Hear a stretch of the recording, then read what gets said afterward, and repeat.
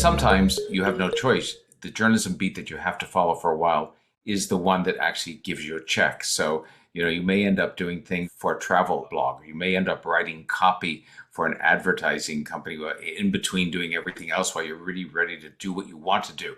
And for me, it was always investigative with a bit of history. So I knew I didn't have a specific subject where I said, that's all I want to write about. I was attracted to subjects where I thought there was something new to find out.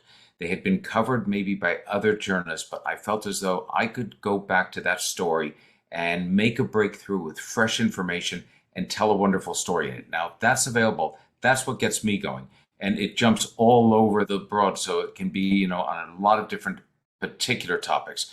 It's what turns you on, what gives you the motivation, and what makes you really want to get down, do the research, and do the writing. That's your journalism beat.